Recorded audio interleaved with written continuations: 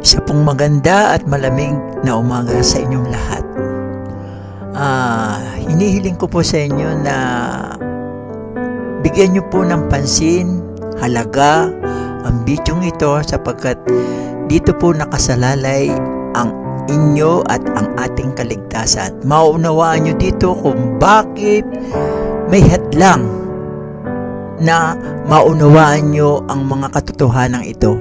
Dito po ilalahad ko ang mga hadlang para maunawaan nyo pong mabuti na kaya pala hindi nyo maintindihan ang dispensation of grace ay dahil sa ito'y may hadlang. Kaya hayaan nyo muna po na atin pong pasimulan sa isang maikling opening prayer. O Amang Diyos na nasa langit, makapangyarihan sa lahat, Ikaw po ang gumawa ng langit at lupa at sa lahat ng nakikita at di nakikita. Sa pamagitan po ng inyong anak na si Panginoong Hesus, sa pamagitan po ng kanyang banal na dugo, hinihiling ko po sa inyo na buksan niyo po ang bawat pangunawa ng lahat ng makikinig at manonood ng video ito. Pagkalooban niyo po kami ng katalinuhan, kalakasan at magandang direksyon ng buhay. Ito po ang aming dalangin sa pangalan ni Jesus. Amen, amen. Ang ating pong topic ay Dispensation of Grace, a Gospel Message for an Ungraced Believer. Kasi marami nagkiklaim na sila ay Christian believer, pero hindi nila nauunawaan itong tungkol sa grace believer, itong tungkol sa Dispensation of Grace. Dito ay ating pong i-define kung ano yung dispensation of grace. Ano po?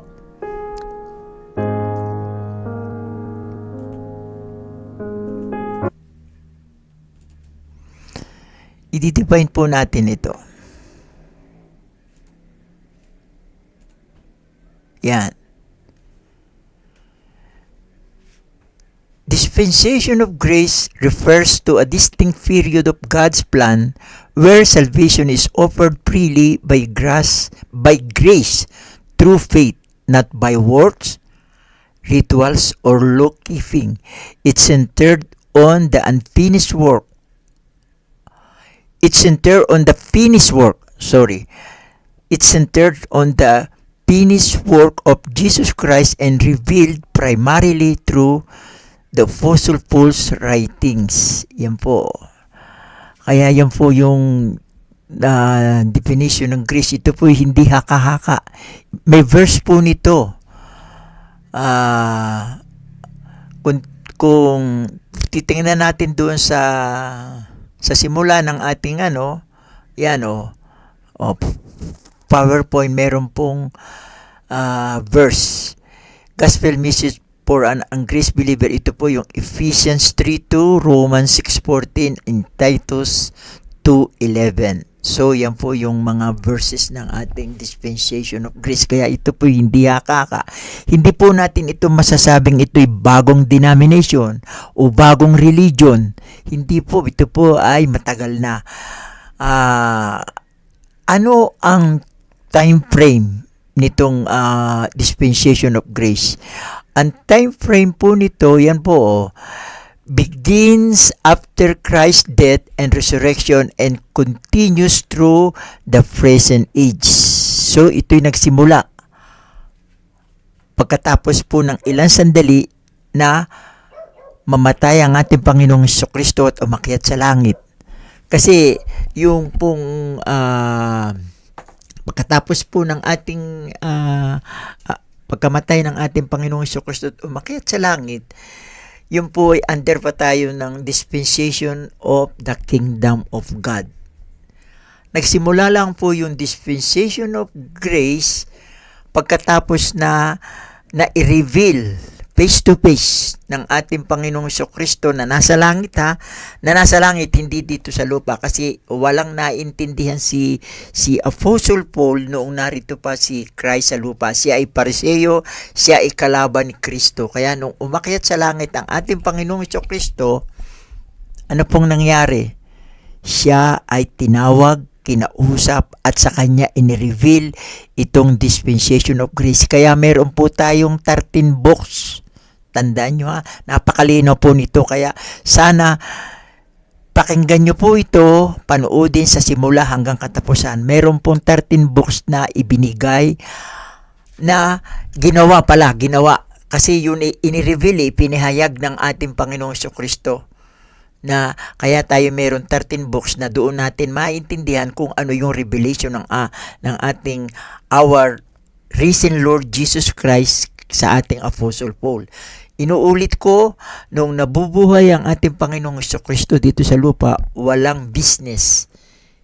Hindi ito naiintindihan ng ating Apostol Pablo kung ano yung pinaggagawa ng ating Panginoong Kristo dito sa lupa. At bukod doon, siya po ay isang Pariseo. Pariseo, which means siya ay kalaban ng adhikain ng ating Panginoong Kristo.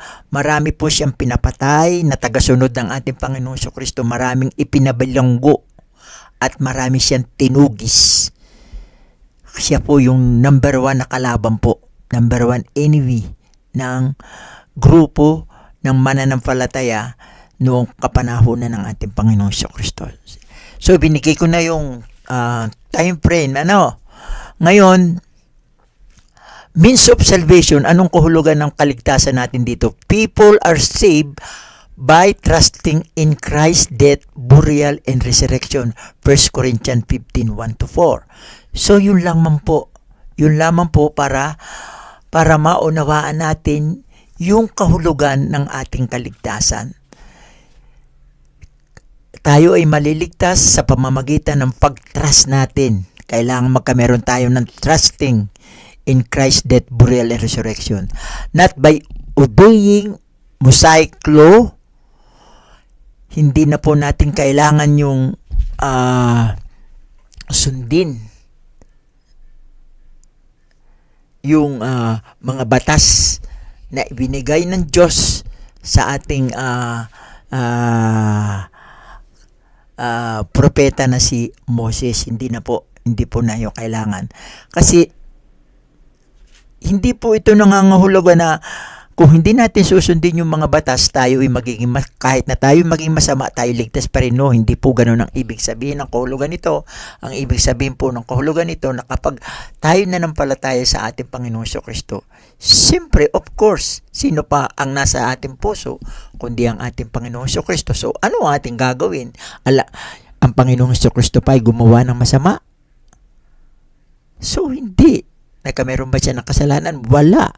So, tayo ay magiging mabuti sa pamamagitan ng ating pananampalataya sa ating Panginoong Kristo. Revelation, paano ito na ipahayag sa ating Panginoong Kristo? Yan o. Paul called this a mystery, not now revealed, emphasizing the stewardship of God's grace. Ephesians 3:2. Basahin niyo po yun.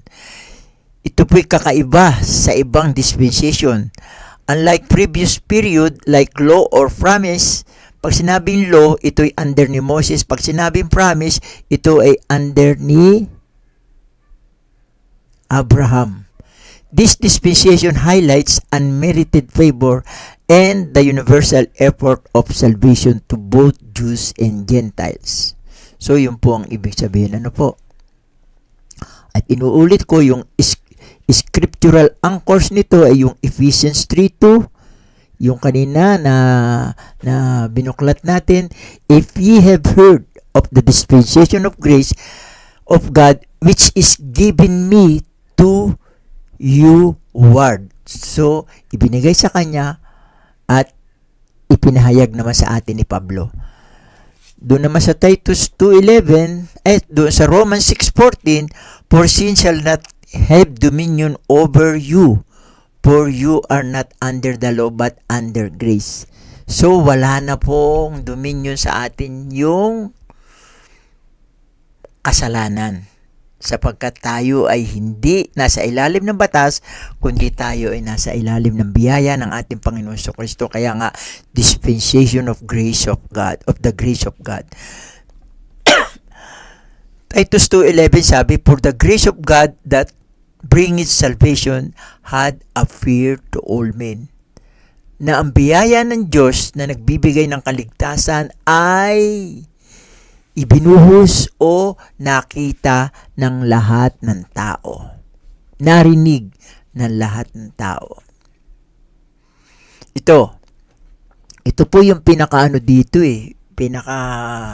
pinaka-importante dito sa mensaheng ito Bakit hindi ito madaling maunawaan ng sangkatauhan? Sapagkat kung ito po ay naunawaan na ng sangkatauhan, tapos na. Na-rapture na po yung lahat ng naniwala dito. Kasi may bilang po yun May bilang yun, yung makakaunawa nito, kaya wag na kayong mag-atubili. Kailangang maunawaan nyo at para isa kayo sa makasama sa rapture. Kasi pagkatapos po ng rapture, yung maiiwan, those who left behind in this world ay magsasuffer po ng tribulation. Sobra pong kahirapan. 7 years po ito napapasanin ng tao. Narito na po yung pong nararanasan natin lindol ngayon.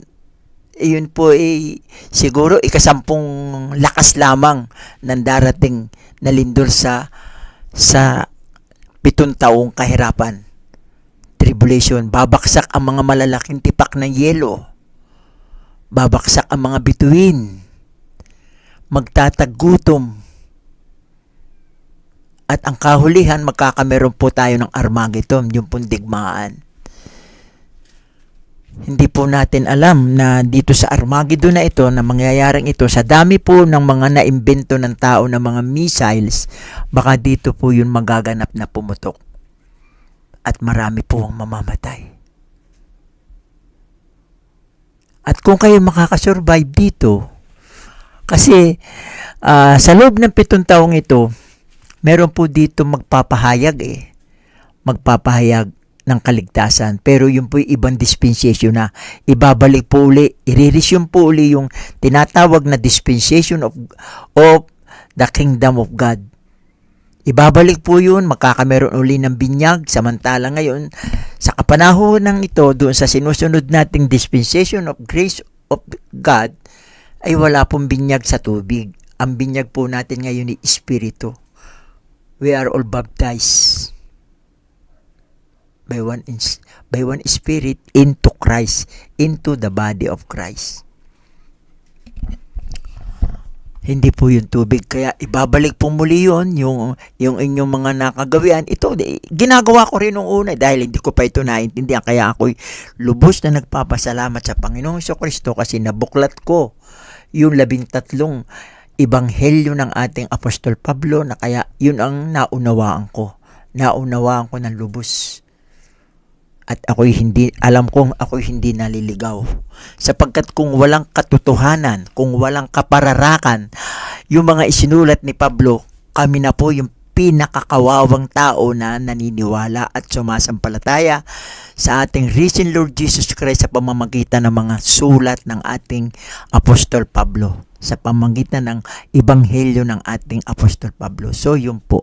Kami na po yung kawawa, pero kami po naninindigan at nananampalataya na kami ay kasama sa rapture sapagkat kami naniniwala.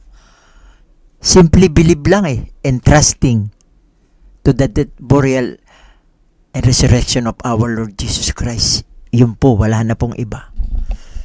Hindi po ito by works na kaya tayo naligtas dahil sa ating mabubuting gawa, hindi po. Pagkatapos po nito, ng kaligtasang ibinigay na ito sa pamamagitan ng dispensation of grace, meron po tayong respond.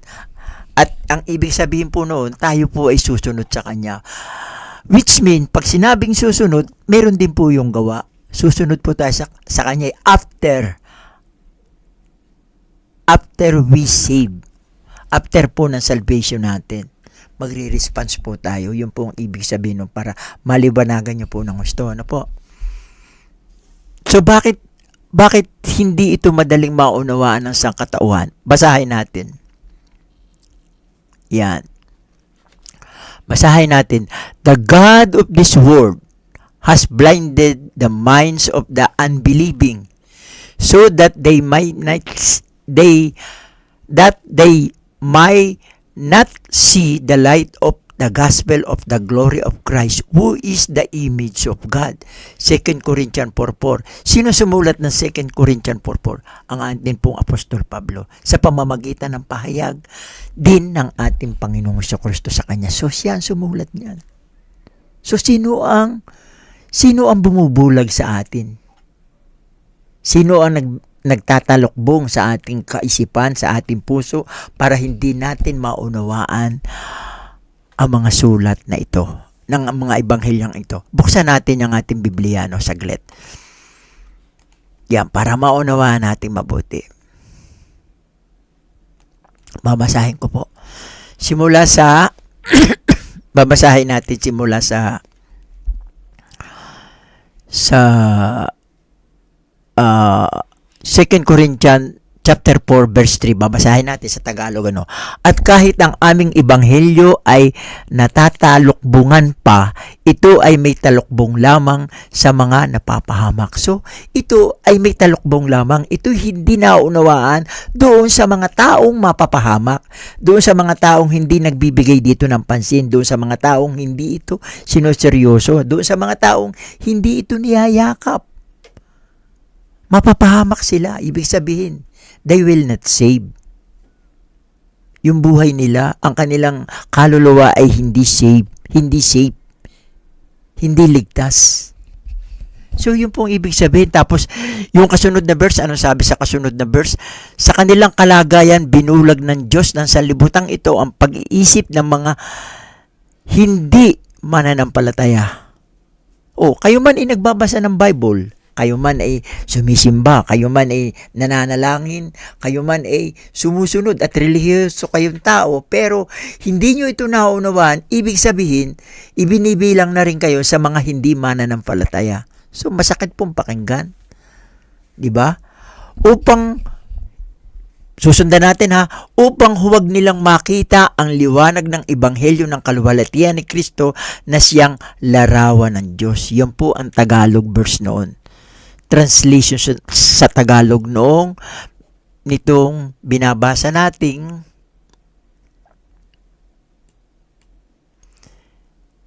dito sa binabasa natin 2 Corinthians 4:4. So, niliwanag ko po sa inyo sa Tagalog. Ano po?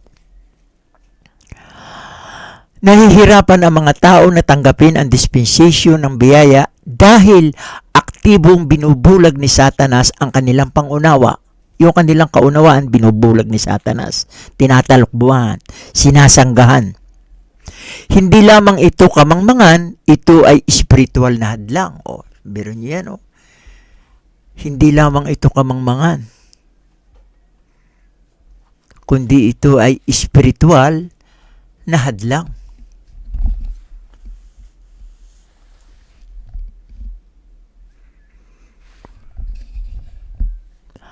Ang layunin ng kaaway ay panatilihing madilim ang mga isipan upang hindi nila maunawaan ang nagpapalayang katotohanan ng ebanghelyo na ipinapahayag kay Pablo para sa panahong ito. Yun po pagdating na po dun sa may mga pastor din na nagbibigay din ng preaching about this gospel ni Paul, pero hindi po nila masyadong naunawaan. Although naunawaan nila yung katuturan ng kagalingan, pero yung misteryosong ng mga sulat na ito, hindi nila naunawaan. Hindi nila naunawaan sapagkat kinukublihan sila ni Satanas. Tinatalokbuhan sila ng Satanas. Although ito, nakalagay ito sa Bible, 13 books ni Paul, binabasa din, sinusulat, lalo na doon sa mga namamanata from Genesis to Revelation, binabasa nila ito taon-taon. Yung iba taon-taon binabasa from Genesis to Revelation. Yung iba pa nga hindi lamang isang beses, kundi meron 2 beses, may 3 beses na binabasa nila yung whole Bible do sa mga namamanata, pero nadadaanan lang nila. Hindi nila naunawaan na ito'y napaka-importanting mensahe na kung hihimayin nila bawat isa, maintindihan nila na ito pala ay yung tinatawag na dispensation of grace of God. Ito yung mystery. It was kept secret since the world began. Romans 16:25.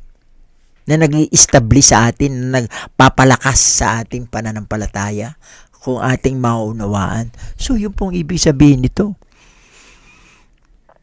This blindness, sabi niya, ang pagkabulag na ito ang dahilan kung bakit ang pagiging simple ng biyaya ay kadalasang nakakaharap ng pagtutol. Hindi lamang ito isang hadlang sa pag-iisip, ito ay isang spiritual na labanan. So, mayroong sinasabing spiritual warfare. Hindi lamang ito isang hadlang sa pag-iisip, kundi merong nangyayari na hindi natin naunawaan at hindi natin naintindihan na spiritual warfare. Nakakameron ng labanan ng mga espiritu para, takpan ko yung pag-iisip at pangunawa ni Pastor Nato. Although, nababasa ko, pinag-aaralan ko din at akin ding ipinapahayag, pero natatakpan yun doon sa misteryong yun na hindi nila lubos na naunawaan na yun na pala ang dispensation of grace of God. So mga kapatid, buksan nyo na po ang inyong isip. Kung hindi nyo pa naunawaan, lumuhod kayo, manalangin kayo sa Panginoon. Sabihin nyo sa Kanya na gusto ko pong maunawaan itong dispensation of grace na ito. O sige, umpisahan natin sa simula, no? Bakit natin ito kailangan, ha? We all need God's grace because of sin, dahil sa ating kasalanan. Yan naman ang number 1 na pangunahin, nahadlang sa Diyos yung ating kasalanan. Ngayon, meron na bang nakasunod ng kompleto sa utos ng Panginoon? Lalo-lalo na yung famous 10 Commandments of God na nilililok pa, ginagawa pang sculpture sa bawat harapan ng mga malalaking katedral ng mga Katoliko, yung 10 utos ng Diyos. Sinasabi ko sa inyo, meron na bang nakaperfecto na itong nabubuhay na tao sa balat ng lupa? Wala po. Walang nakaperfecto nito. Minalipa nga ng mga Katoliko dahil yung number 9, in-split nila sa dalawa. And thou shall not commit thy neighbor's good, and thou shall not commit thy neighbor's wife. In-split nila yun, pero iisa yun kung babasahin nyo yung Exodus at saka yung Deuteronomy. Kung babasahin nyo yun, in-split yun nila at yung inalis nila ay yung huwag kang yuyuko dun sa mga imahe na nililok ng tao, huwag mo yuyukuan yun. Inalis yun dahil yun ay ginagawa ng mga Katoliko, yung lumuluhod sa mga nililok, sa mga imahe. Yun po ang katotohanan.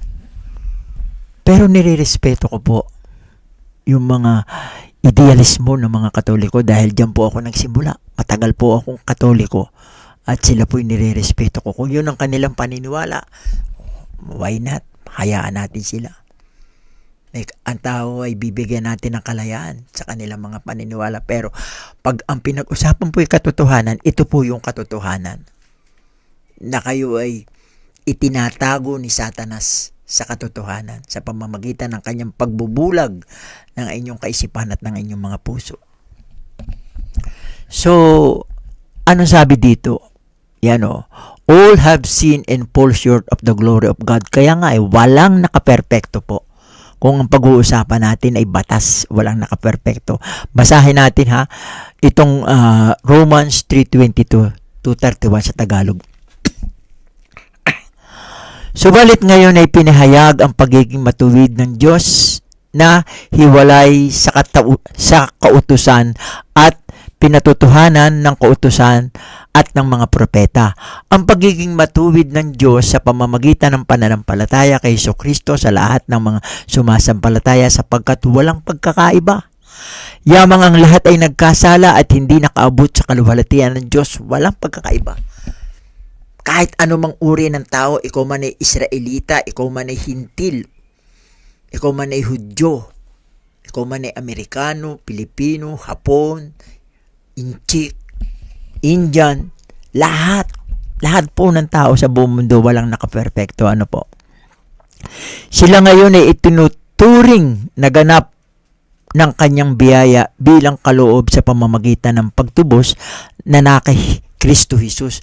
Pero ngayon, na naunawaan nyo ito, kung halimbawang maunawaan nyo itong ebanghelyo ng ating Panginoong Hesukristo na ipinahayag kay Apostol Pablo, kayo ngayon itinuring na ganap. Ang ibig sabihin na itinuring na ganap, kayo itinuring na mabuti. Kahit kayo nagkasala, blot out na yun.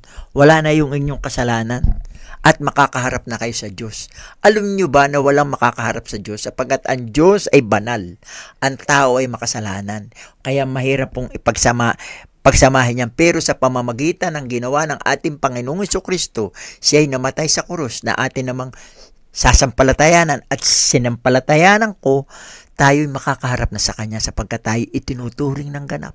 Itinuturing na tayong banal kahit na tayo makasalanan. Blot out na yun. Tayo ay na-justified na. Tayo na pawalang nanansala. Kumbaga sa kaso dito sa lupa, tayo pinawalan sala. At yun ay dokumentado sa pamamagitan ng Kanyang banal na dugo. So, hindi na tayo haharap sa Kanyang paghatol. Tayo ay malaya ng pupunta sa Kanyang kaharian kung tayo ay kukuhanin na ng Diyos. Doon lang natin masasabi ng may kalayaan na, ay, happy birthday po. Kung halimbawa, namatay na yung isang mananampalataya, yung grace believer na binabanggit natin dito, doon lang na tayo may kalayaan sabihin na, happy birthday po mama o happy birthday po papa sa langit. Kung siya ay namayapa na. Pero ngayon, kung kayo magsasalita ng gano'n na hindi nyo ito naunawaan, nilulukol nyo lang po ang inyong mga sarili. Nilulukol nyo lang sa mga sarili nyo. Bakit nyo sasabihin nasa langit yung isang tao na hindi nyo naman naunawaan ang inyong mga pinagsasalita? Hayaan nyo, ipagpasa Diyos nyo lang yun kung hindi nyo naunawaan. Pero kung naunawaan ninyo, pwede kayo magsalita ng gano'n. Sige. Ipagpatuloy po natin. Sa 25, na siyang inialay ng Diyos bilang handog na pantubos. Ibig sabihin, inialay ng Diyos, yun ay yung ang kanyang anak na Panginoong Hesukristo, na pantubos sa pamamagitan ng kanyang dugo, na mabisa sa pamamagitan ng pananampalataya. Sa pamamagitan ng ating pananampalataya, inuulit ko, ito ay kanyang ginawa upang maipakita ang pagiging matuwid ng Diyos sapagkat ang kanyang banal na pagtitiis ay kanyang pinalampas ang mga kasalanang nagawa sa nakaraan upang mapatunayan sa panahong kasalukuyan na siya ay matuwid at upang siya ay maging ganap at taga-aring ganap ng taong mayroong pananampalataya kay Jesus. Kaya nasaan ang pagmamalaki? Ito'y hindi kasama sa pamamagitan ng anong kautusan ng mga gawa? Hindi, kundi sa pamamagitan ng kautusan ng pananampalataya. Sapagkat pinaninindigan natin na ang tao ay tinuring na ganap sa pananampalataya na hiwalay sa mga gawa ng kautusan. O ang Diyos ba ay Diyos na mga Hudyo lamang? Hindi. Hindi ba Diyos din siya ng mga hintil? Oo, ng mga hintil din naman. Yamang iisa ang Diyos na kanyang itinuring na ganap ang pagtutuli sa pamamagitan ng pananampalataya at ang di pagtutuli sa pamamagitan ng pananampalataya. Kung ganyan, pinabalang saysay ba natin ang kautusan? Ito yung pinakamaganda rito, yung Romans 3:31. Ito yung sinasabi natin kanina, not by work, but by faith. Kundi sa pananampalataya, hindi doon sa pamamagitan ng gawa, Pero dito sa 31, ano sabi niya? Kung gayon, pinawawalang saysay ba natin ang kautusan? Anong sagot doon sa 31? Sa pamamagitan ng pananampalataya? Hindi. hindi natin pinawawalan saysay ang kautusan. Tayo ay nasa ilalim pa rin ng mabubuting gawan. Kailangan tayong gumawa ng mabuti, pero hindi doon sa pagsunod ng kautusan, kundi doon sa pananampalataya. Huwag nawang mangyari, kundi pinagtitibay pa natin ang kautusan. Ibig sabihin, pinagaganda pa natin at pinatitibay pa natin ang kautusan. Yung kabutihang gusto na mangyari sa atin ng Diyos, mas pinatitibay pa natin sa pamamagitan ng ating pananampalataya at paniniwala doon sa ginawa ng ating Panginoong Jesucristo, doon sa ginawa niya sa krus. Kapag tayo ay nanampalataya, kaya namatay ang ating Panginoong Jesucristo sa krus, ay dahil sa ating kasalanan, yun po ang tinatawag na pananampalataya. At lalong titibay pa yung ating paninindigan na magampanan natin yung mabubuting kautusan ng ating Panginoon. Yan. Number 2. Ano ba yung number 2? We are justified freely by God's grace through faith. We all need God's grace because of sin. Are justified freely by God's grace through faith. Anong sabi sa Romans 3:21-22? Subalit ngayon, ipinahayag ang pagiging matuwid ng Diyos, hiwalay sa kautusan at pinatutuhanan ng kautusan at ng mga propeta, ang pagiging matuwid ng Diyos sa pamamagitan ng pananampalataya kay Jesucristo, lahat ng mga sumasampalataya, sapagkat walang pagkakaiba, yamang ang lahat ay nagkasala at hindi nakaabot sa kaluwalhatian ng Diyos. Sila ngayon ay tinuturing na ganap ng kanyang biyaya bilang kaloob sa pamamagitan ng pagtubos na kay Kristo Jesus. Yan po. Number 3, salvation is a gift of grace, not works. Yan o.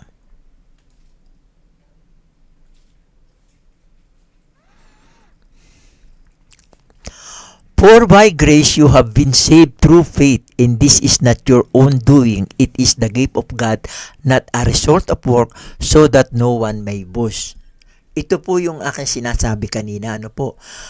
Kapag kayo ay lalapit ngayon at gusto nyong maunawan at gusto nyong maligtas, hindi po ito resulta ng inyong mabubuting gawa. Ito po ay resulta ng biyaya ng Panginoon sa pamamagitan ng inyong pananampalataya. At pagkatapos po noon, nung kaligtasan ngayon na ibibigay sa inyo ng Panginoon, doon tayo magre-respond. Susunod tayo doon sa mabubuting gawang gusto ng Panginoon sa atin. So tayo gagawa rin ng mabuti. Meaning to say, tayo ay gagawa din after salvation. So, intindihin nyo pong mabuti. Kasi kapag po ang makakarinig nito at ang uunawa nito ay yung mga baby grace believer, maiintindihan nila, ay may lisensya pala. May lisensya pala yung mga naniniwala sa dispensation of grace of God. May lisensya pala na kahit gumawa ng kasalanan, sila ay ligtas. Yun pong tatanim sa kanilang kaisipan. Kaya binibigyan ko po ng kaunawaan, ng kahalagahan na yung pong pag-unawa doon sa gusto nyong makaligtas sa pamamagitan ng dispensation of grace, yun po hindi dulot ng inyong mabubuting gawa. Pero pagkatapos po noon, doon po tayo magre-response. Doon po tayo gagawa ng mabuti sa pamamagitan ng banal na Espiritu na pumupukpok sa atin. Sa pamamagitan ni Kristo, Espiritu ni Kristo. Dahil si Kristo ay walang kasalanan. Hindi siya gumagawa ng masama. So, yun ang ating magiging imahe. Although tayo hindi perfect, yes, I accept that. Hindi tayo perfect. Pero yun ay business na ng Panginoong Jesucristo sa atin. Kaya, hindi tayo willfully na susubukan natin itong dispensation of grace of God dahil naunawaan na natin at dahil tayo ligtas, hindi natin willfully nagagawin yung kasalanan sa pamamagitan ng ating kaisipan. Hindi po ganoon. Maaaring tayo madapa. Yes, na hindi natin naiintindihan kung bakit tayo nadapa. Yun po ang tinatawag kong business na yun ng ating Panginoon sa atin. So, dapat nyo pong intindihin mabuti. Yung pong tungkol doon sa kaligtasan, kasi maaaring meron tumasang kilay dito dahil sinasabi po na yung pong naniniwala sa dispensation of grace, kung ikaw ay magiging grace believer, ikaw ay yung magiging new creature na nalikha ng Diyos pagkatapos mong maniwala doon sa death, burial, and resurrection of our Lord Jesus Christ. Yung po sinasabing ligtas na. May tatak na po yun. May silyado na kayo ng Diyos. Pero hindi po meaning to say, aabusuhin natin na tayo gagawa ng kasalanan. So, hindi po ganun. Kailangan meron tayong transformation. Yung sinasabi ni Pablo doon sa Book of Titus, sa chapter 2. Kailangan magkameron tayo ng transformation. Tayo ay maging iba tayo kaysa doon sa dati. Yung pong ibig sabihin noon. Sige po, ating pagpatuloy. Ano po?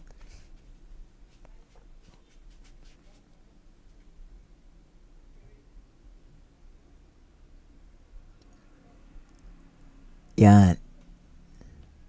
Number 4, Jesus Christ died for our sin and rose again. Christ died for our sins in accordance with the scripture, that He was buried, that He was raised on the third day in accordance with the scripture. So, yan po. Yan po yung katotohanan ng nangyari. At nakasulat po yan sa 1 Corinthians 15:3-4. Ano po? Ayan, number 5. We are made alive in Christ by grace. Tayo nabuhay kay Kristo sa pamamagitan ng biyaya. Buhay tayo kay Kristo. Yan po ay ating paninindigan. At dapat yan ay maging panuntunan ninyo kung kayo'y maniniwala dito sa sinasabi natin. Ano po? Sapagkat ito po yung katotohanan. But God being rich in mercy, ngunit ang Diyos palibhas ay mayaman sa awa, sa biyaya, dahil sa kanyang malaking pag-ibig sa atin, maging noong tayo'y mga patay sa pamamagitan ng ating mga pagsuway. Ang ibig sabihin, noong tayo'y pa'y mga makasalanan. Binuhay niya tayo kay Kristo sa pamamagitan ng biyaya na kayo ay naligtas. Ito na nga yung sinasabi ko. Binuhay tayo sa pamamagitan ng ating pananampalataya doon sa biyaya. Kaya tayo ay naligtas. Ephesians 2:4-5. Yan We stand firm in grace, are not under the law. Ulitin po natin, ano po? Yan. We stand firm in grace and are not under the law. We are made alive in Christ by grace. Yan. Sa Romans 3:28, sabi po dito, anong sinabi dito? Sapagkat pinaninindigan natin na ang tao ay tinuring na ganap sa pananampalataya na hiwalay sa gawa ng kautusan. Sa Colossians 2:13-15, ano pong sabi dito? At kayo'y mga patay dahil sa inyong mga kasalanan at sa di pagtutuli. Kasi noon, ang mga ligtas lang ng mga panahon nung una, hindi sa panahon ito, nung kapanahon ng dispensation of the kingdom of God, ang mga Israelite tinutuli. Yun ang simbolo ng kaligtasan. Kapag ikaw ay natuli noon, ikaw ay ligtas. Ito po yung literal na pagtutuli. Ano po? Yan ituloy natin. Na kayo patay dahil sa inyong mga kasalanan at di pagtutuli ng inyong laman, ay kanyang binuhay. Kayong kasama niya nang ipinatawad sa inyo ang lahat ng mga kasalanan na pinawi ang sulat kamay na laban sa atin na nasa mga tuntunin salungat sa atin. At ito'y kanyang inalis at ipinako sa krus. Yun ang ibig sabihin ng krus. kasama yung ating mga kasalanan, ay kasama niyang ipinako sa krus. At nang siya'y umakyat sa langit, kasama rin tayong nabuhay. Tayo patay na sa kasalanan kaya tayo ay kasama rin niyang binuhay nang siya'y umakyat sa langit. Buhay na tayo ngayon sa Kanya. May silyado na tayo ngayon at nakakaasa na tayo at nakakasigurado na tayo ay pupunta sa langit. Yun po ang Kanyang pangako. Yan The Holy Spirit empower us to live in grace. Kaya yung banal na Espiritu ng Diyos, tayo ini-empower po niya na mamuhay sa pamamagitan ng biyaya ng Diyos. Naunawaan na natin sinilyaduhan na tayo ng banal na Espiritu. Meron ditong magandang verse, titingnan ko kung makikita natin kasi baka nakalimutan na natin. Titingnan natin. Patience.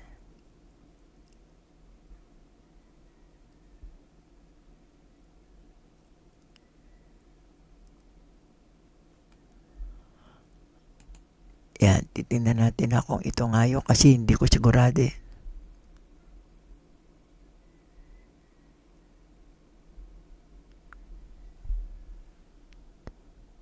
Hindi ito Sorry, pero tingnan natin Ephesians 1:13 sabi dito, in whom you also trusted after that you heard the word of truth. Nang pagkatapos nating marinig itong salita ng katotohanan, sabi dito, at tayo naniwala, you are sealed you are sealed with the Holy Spirit of promise. Tayo may tatak na doon sa pangako ng Espiritu. May tatak na tayo kaya hindi na tayo mawawala. Tapos doon sa 14, sabi dito, which is the earnest of our inheritance until the redemption of the purchased possession into the praise of His glory. Basahin natin sa Tagalog, sabi dito, siya ang katibayan, yung banal na Espiritu, siya ay ang katibayan ng ating mana, ng ating inheritance, hanggang sa ikatutubos ng pag-aari. Ito yung tinatawag na rapture, sa ikapupuri ng kanyang kalwalhatian. So, tayo ay kasama niya sa langit. Ibig sabihin, silyado na tayo, may tatak na tayo. Kung yung doon sa sinasabing huling panahon ng tribulation, may tatak na, yung sinasabi niyo may tatak na 666, tayo naman ay may tatak na rin ng banal na Espiritu ng Diyos. May tatak na rin tayo na tayo sigurado na, silyado na tayo pupunta sa langit. Yun ang ibig sabihin nito. Sige, tuloy natin.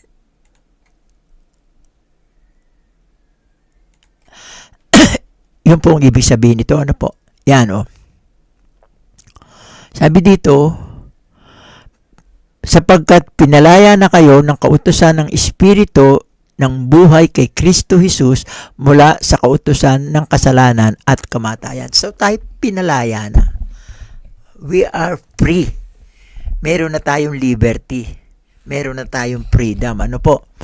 Yan, dumako na tayo dito sa application natin. Believe in grace and are not under the law. Believe and receive grace and are not under the law. Ayan basahin po natin ito. Sige po, aking itatagalog para maintindihan natin mabuti. Believe and receive grace. Maniwala at tumanggap ng biyaya. Kilalanin ang inyong pangangailangan para sa biyaya ng Diyos dahil sa kasalanan at lubos na ilagak ang inyong pananampalataya kay Hesukristo na inyong tagapagligtas. Ang kaligtasan ay hindi tungkol sa inyong mga gawa kundi sa pagtitiwala sa kanyang natapos na gawain sa krus, yung ginawa niya sa krus. Live in freedom from the law. Mamuhay ng malaya mula sa kautusan, unawain ang biyaya ng Diyos at ang biyaya ng Diyos ay nagpapalaya sa atin mula sa pagsisikap na makamit ang kaligtasan sa pamamagitan ng pagsunod sa batas. Sa mga batas sa halip, mamuhay sa pamamagitan ng pananampalataya na binibigyang kapangyarihan ng banal na Espiritu ng Diyos. So, kahit na tayo ay hindi sumusunod sa batas, malaya natin itong nagaganap dahil doon sa kapangyarihan ng Banal na Espiritu, sapagkat tayo nananampalataya sa ating Panginoong Kristo doon sa ginawa niya sa krus. So yung Espiritu ng ating Panginoong Kristo, yun ang may kapangyarihan para tayo ay mapasunod doon sa kabutihang gusto na mangyari sa atin ng Diyos. Stand in assurance. Ito, stand in assurance. Manindigan ng may katiyakan, panghawakan ng mahigpit ang pangako na ikaw ay pinawalang sala at binuhay sa pamamagitan ng biyaya. Hindi ito pansamantala, kundi walang hanggang seguridad sa pamamagitan ng pananampalataya kay Kristo. Yun po sinasabi ko kanina. We are sealed. We are already sealed na. Tayo po'y selyado na. So tayo po ay nakakasigurado na sa ating kaligtasan dahil dito sa mga ebanghelyo na ito ng ating Panginoon. Kaya kung ito po ay walang katuturan, kung ito po ay walang kahalagahan, at hindi ito importante, kami na po yung kawawang mga taong nilalang dito sa balat ng lupa. Sapagkat yung pong aming buhay inilagak na namin sa aming pananampalataya. Dito sa mga ebanghelyong ito, dito sa mga banal na kasulatang ito, na inireveal, ipinahayag ng ating risen Lord Jesus Christ. Bakit risen Lord? Kasi ito ay natanggap lamang ng ating Apostol Pablo nung siya umakyat na sa langit. Nung nasa lupa, wala pa ito. Kalaban pa nga si Pablo. Kalaban pa. Kaya lagi kong inuulit-ulit, it was revealed by our risen Lord Jesus Christ, na ibinigay, inirevealed kay at sa ating Apostol Pablo. So, yun pong ibig sabihin nito. Ano po? Share grace. Ngayon, narito na tayo sa share grace. Kailangan i-share din natin ito para maunawa ng iba. Yan share grace. Ibahagi ang biyaya.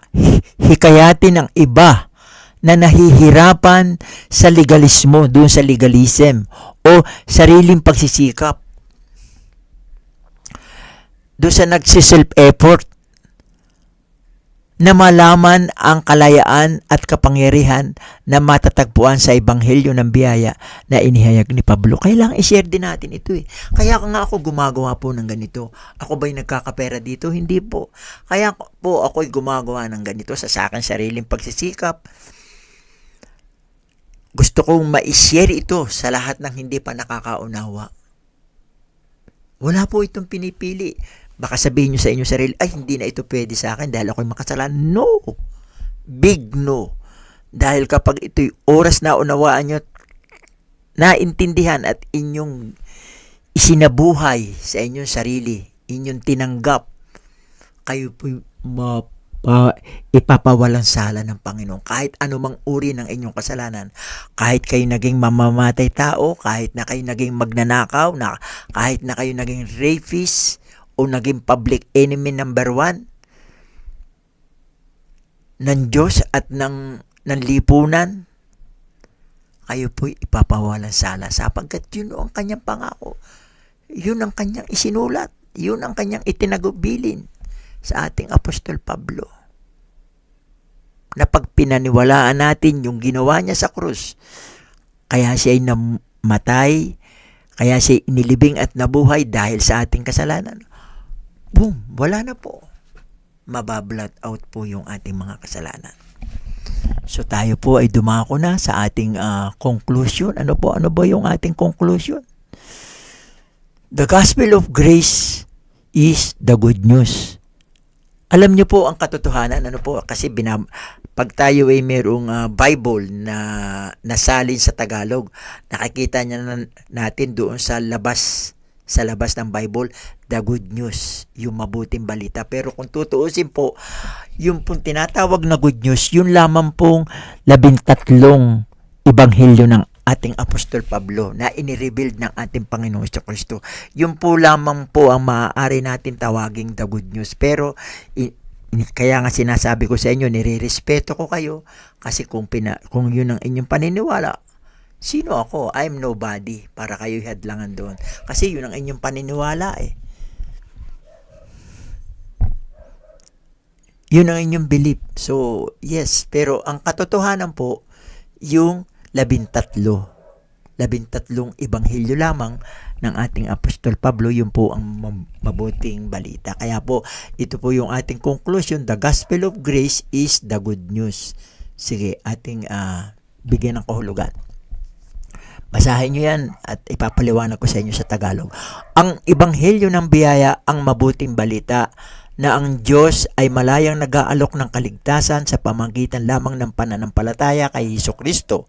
Malinaw na nililiwanagan ng mga sulat ni Pablo ang katotohanan ito upang ang mga mananampalataya ay makatayo ng may kumpiyansa, confidence. Malaya mula sa pasaani ng batas. Unang-una, yung batas, yung sinasabi natin kanina, yung 10 utos ng Diyos. Pero ang tunay pong batas ay 613. Ito po yung laws na ibinigay sa Israel. So kaya nga wala tayong business doon dahil yung laws na yun, ibinigay lamang sa Israel, hindi naman sa ating mga hintil. So, ibig sabihin ba, tayo hindi nagagawa ng mabuti? No. Kaya nga po tayo ay dapat natin sampalatayanan yung ginawa ng ating Panginoong Hesukristo. Yung siya ay namatay, inilibing at muling nabuhay, dapat natin sampalatayanan. Na kaya ganun ang kanyang ginawa ay dahil sa ating mga kasalanan. Kapag yun ay ating sinampalatayanan, mamumuhay siya sa ating puso. At kapag siyang namuhay sa ating puso, siya na yung magpapatakbo ng ating buhay. Kaya tayo nakakagawa ng mabuti. Dahil ang ating Panginoong Jesucristo, hindi naman siya gagawa ng masama. Hindi naman siya papatay ng tao. Hindi naman siya mangre-rape. Hindi naman siya magnanakaw. So, ano ang kanyang gagawin na yun ang gustong gawin ng ating sarili? Na siya nga ang naghahari sa ating sarili ngayon, tayo magiging mabuti. Magkakameron tayo ng transformation dahil tayo ngayon ay new creature na, tayo bago ng nilalang ng Diyos. Wala na sa atin, hindi na nabubuhay sa atin yung luma nating pagkatao.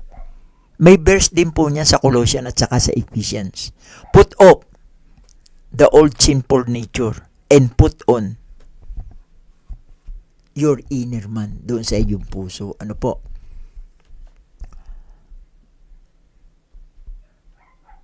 Ipagpatuloy po natin.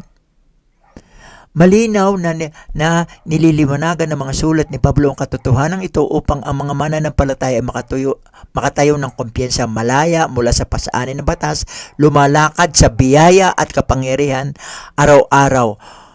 Kung hindi mo pa natanggap ang kaloob na ito ng biyaya, ngayon na po yung oras upang magtiwala kay Jesus at tanggapin ang bagong buhay na kanyang inaalok. So ano po yung bagong buhay na kanyang inaalok na ito? Ito na nga po yun. Kailangan magkameron tayo ng pananampalataya. Tanggapin natin at paniwalaan na kaya siya namatay sa krus. Siya'y inilibing at muling nabuhay pagkatapos ng 3 araw dahil sa ating mga kasalanan. Pag yun na ang ating pinaniwalaan, boom, yun na po. Yun na po yun. Madali lamang po. Kaya nga lamang, pagkatapos po noon tayo masilyaduhan na, magre-response tayo. Kailangan magkameron tayo ng transformation dahil nabubuhay na siya dito sa ating buhay, dito sa ating pagkatao, sa ating sarili. Tayo magiging mabuti. Siya ang magtitimon ng ating buhay. Kaya tayo nakakagawa ng mabuti dahil sa Kanya.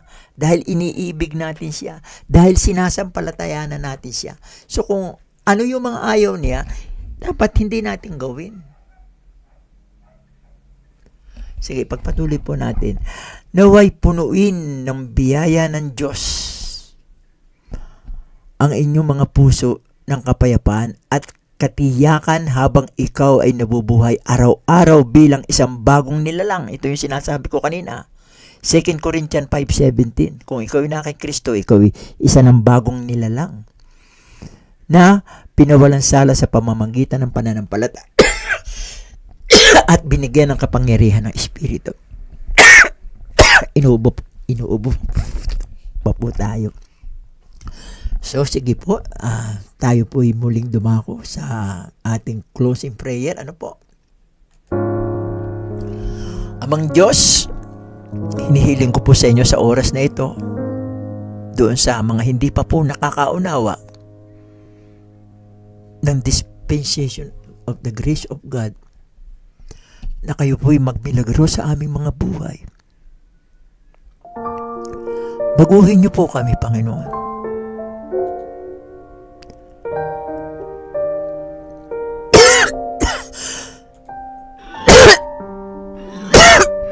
Baguhin niyo po kami. Ipaunawa niyo po sa amin. At pagkatapos po ng aming pananampalataya at paniniwala, ay kayo na po magtimo ng aming buhay.